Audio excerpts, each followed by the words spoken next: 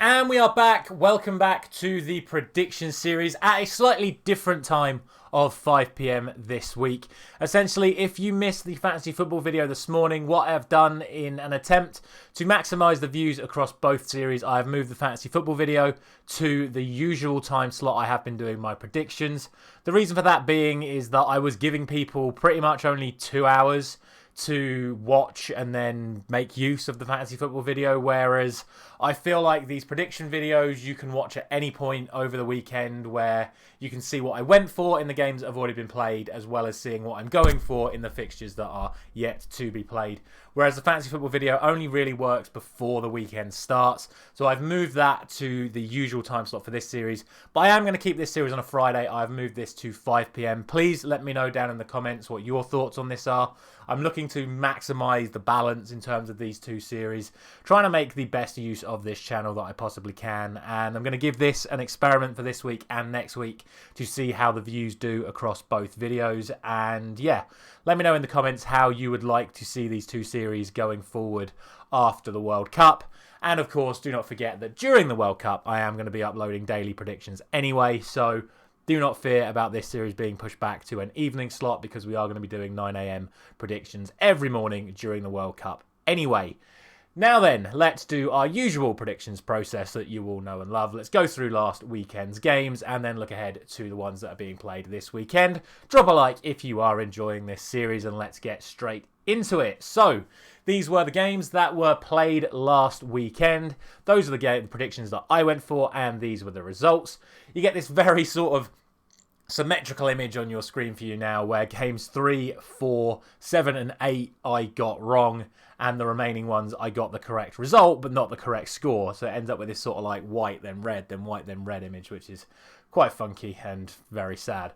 But the shock results, of course, being the 4-1 win for Brighton against Chelsea and the 2-1 win for Leeds at Anfield. Two unbelievable results as far as I'm concerned. Never would have gone for those results. And yeah, a little bit disappointed that I missed out on some 3-pointers on a couple of the other ones where I got the correct the correct result. But I'm not going to complain too much about any of them. All in all, a game week score of 6, bringing my season total now up to 85. And a quick apology again for cheating last week when it came to the Manchester United-Chelsea result. That has been accounted for in the season score on your screen right now. So, as always, let me know how you got on, and let's look ahead to this weekend's fixtures. And we start with 5 games on Saturday before 5 games again on Sunday. And there is no early kickoff on Saturday, which is a shame. But we start with the 3 o'clocks, and it is Leeds against Bournemouth up first. A game where, off the back of their result against Liverpool, I am expecting Leeds to get the win. I'm going to go for 2-0 to Leeds in that one. I don't really think there's anything else to say about that. I'm not, as you know, a big fan of how Bournemouth play, and I think Leeds should beat them in this one. Next up, it is Manchester City coming up against Fulham. And, I mean, the only real question is how many Manchester City are going to get, in my opinion. It's also question marks over Haaland's fitness. I've seen a couple of reports saying that he is minimum going to be on the bench for this one, but I'm not so sure that Pep will risk him, especially in a game that I think he'll expect to win pretty comfortably with or without Haaland. So I'm going for the Man City win, obviously. I'm going to go for 4-0, which might be a little bit disrespectful to how well Fulham have played this season, but I don't see their defence being able to do much about Man City's attack, and that is why I'm going to go for 4-0.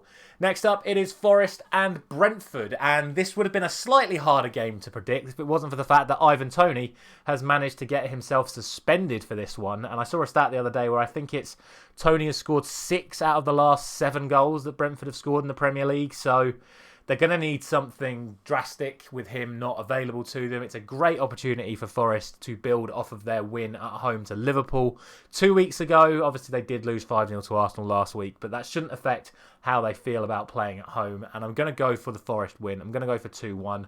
I was very tempted to go for 1-0, but I don't know. I just have a little feeling that both teams are going to score in this one, but I also think Forest are going to win. Next up is Wolves and Brighton. And speaking of a team without a striker, Wolves are once again without a striker now that Diego Costa has managed to get himself suspended for a headbutt. Not only that, it's now nearly been an entire month since Wolves sacked Bruno Lage, and they still don't have his replacement. So it's not looking good for Wolves at the moment. It's a great opportunity to Brighton to capitalise and build off the back of their 4-1 win against Chelsea. So I am going to go for 2-0 to Brighton in that one. But we all know I get Brighton predictions wrong. So congratulations on your 3 points, Wolves. Finally, on Saturday, the evening game is Everton against Leicester. And this may surprise a few of you, but I'm actually going to go for a 3-0 win for Everton. I just have a really good feeling about them this week. If you did watch the fantasy football video, I did back a couple of Everton players in my team this week. I don't know. I know Leicester have had a little bit of a mini resurgence over the last couple of weeks, but Everton have looked so good this season, especially at home. And I just think they're going to get the job done. So, yeah, 3-0 to Everton. Moving on to Sunday, and we start with what I think is the biggest game this weekend, certainly in terms of league position.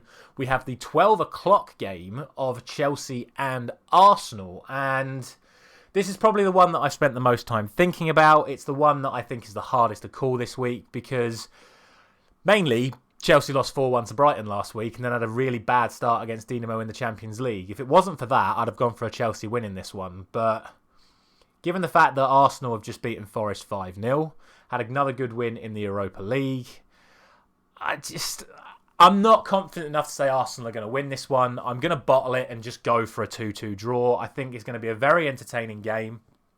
I've got images of Aubameyang scoring a last-minute winner for Chelsea, which would be hilarious, but yeah, I can't really split them right now, so I'm going to go for 2-2, and we will see what happens, because I genuinely think all 3 outcomes are possible.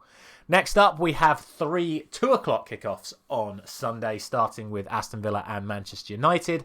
And I'm going to back the boys once again. We've been playing so well. I know we didn't quite get the job done against Sociedad last night, but we still won in a game where we didn't play particularly well.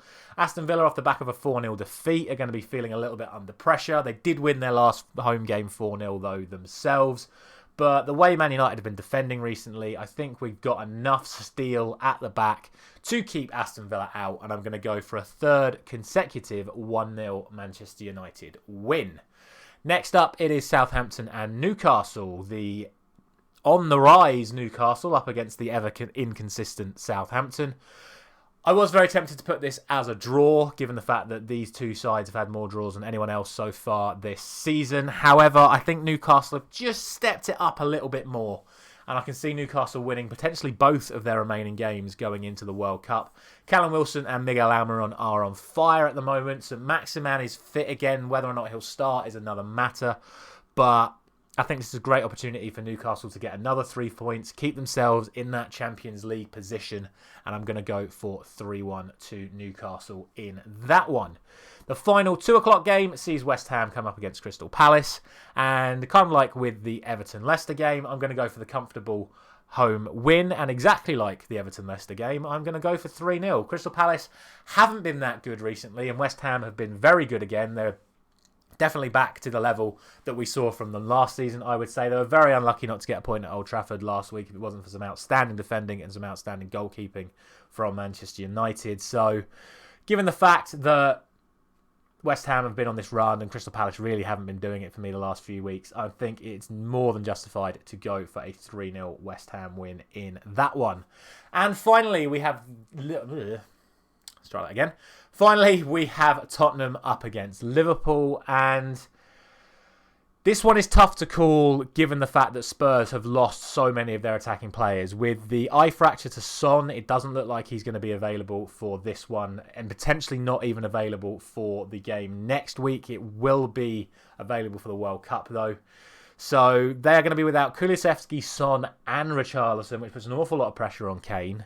But Liverpool just aren't doing it right now. They really aren't. They should be targeting this as a fixture where they can show that they've got it. But they did that against Man City and never backed it up. So I really don't know what to do about Liverpool at the moment.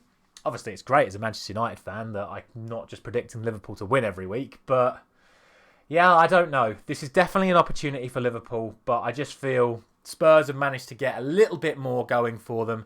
They've had 2 late winners in 2 consecutive games against Bournemouth and against Marseille.